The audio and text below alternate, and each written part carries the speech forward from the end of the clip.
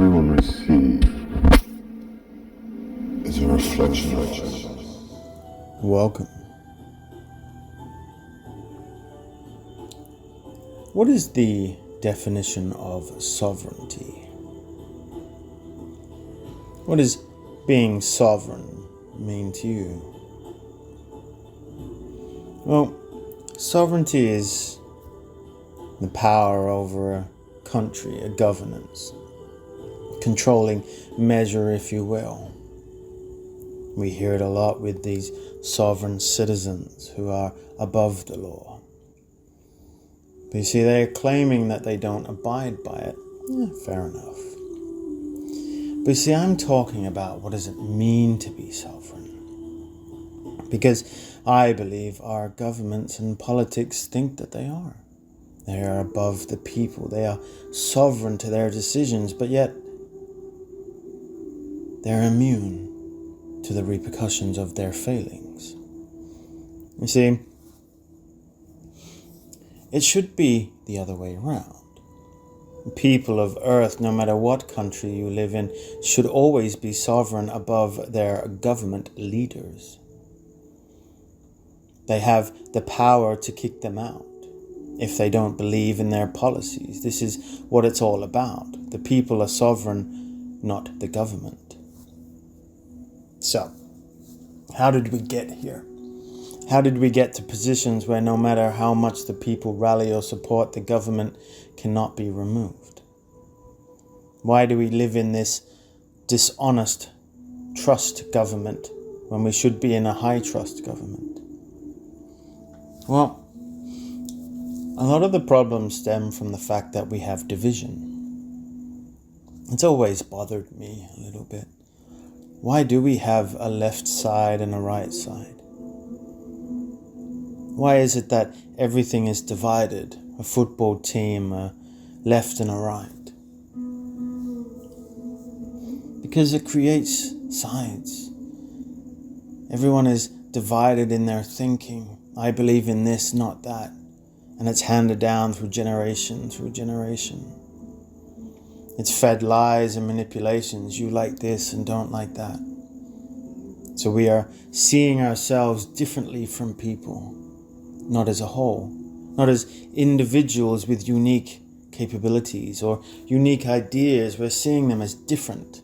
We are seeing them as left and right, blue or red.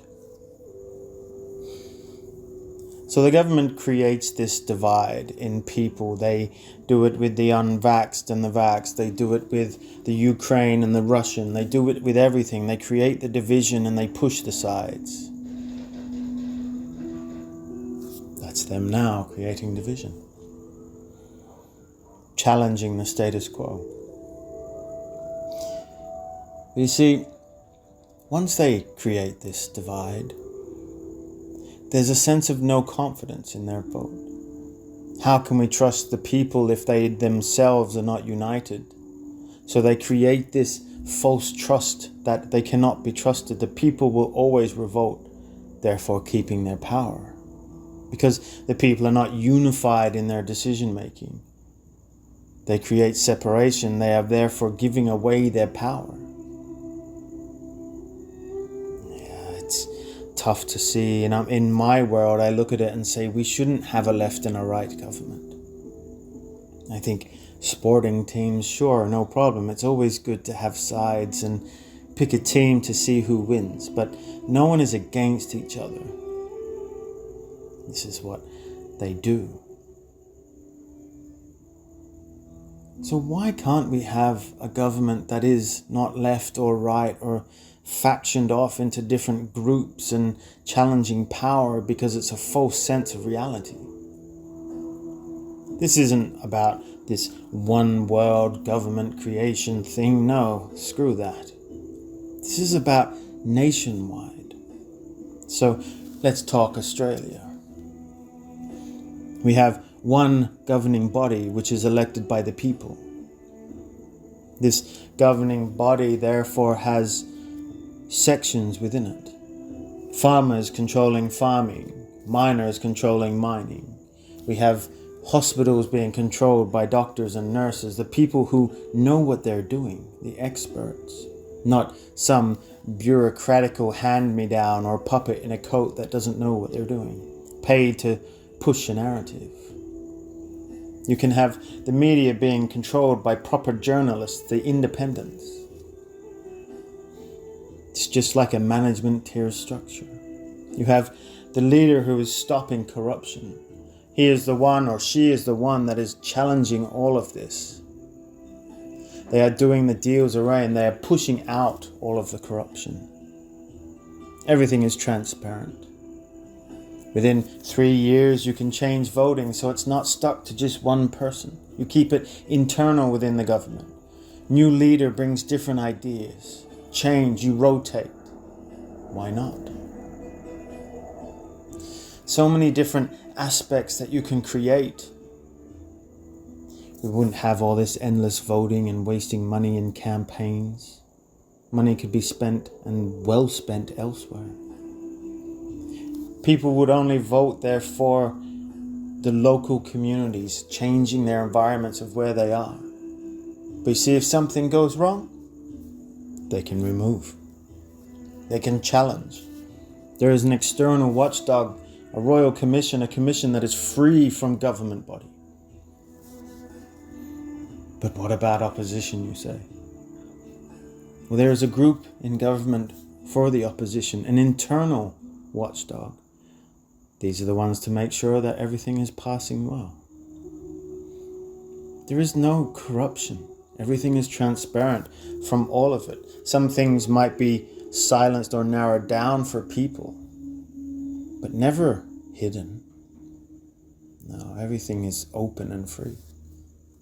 This division then is gone, because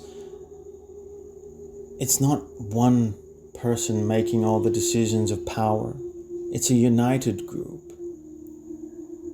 You see, a lot of people are fearful. They make fear-based decision going, well, what if this person gets too much power to their head, decides to do the wrong decisions, the wrong deals? Well, that is fear-based thinking. In the reality that I live, there is trust in people. Because when people are led by good people and they are trusting, and it is a high trust governance, everyone does the right thing. Not because they're told to or they have to, but just because they do. Hatred breeds hatred. Corruption breeds corruption because they are born into it. I'm tired of this system that is divisive and continuance of division. It's got to stop. We're going to be led by people that want the best for Australia. Whenever we have all of these people in government, they are not doing anything for Australia at all. They are just doing it for a higher power or themselves or whatever comes in the script. And the people still remain divided. This new governance therefore allows growth of Australia. It removes lobbyist donations. It removes corruption in the highest order, for there is transparency and truth. And people get to live free. People become sovereign. So we talk about sovereignty within the self, being sovereign from control. You see past all of the problems, all of the manipulation and greed. Yes, that is the first step to true sovereignty. True step in understanding yourself and the parts that you play. But now we must think bigger. You can walk into a government singularly and not have the power you want, no matter how much you think, because it's corrupt. And unless you play that corrupt game, you will not get anywhere. No, this is building a new one. You have to build it up where people migrate, not through fear or violence or revenge. We just grow.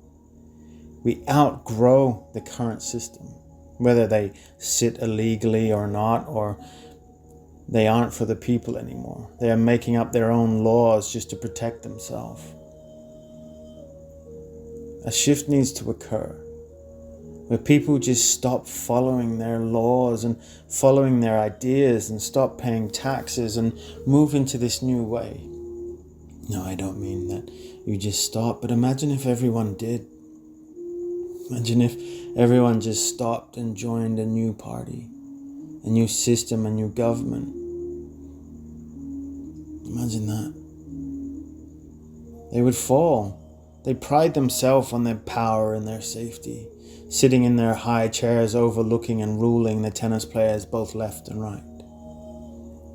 They laugh while sipping on their whiskies and bourbon, smoking their cigars. No, they know the dance of the devil. But people will start to awaken.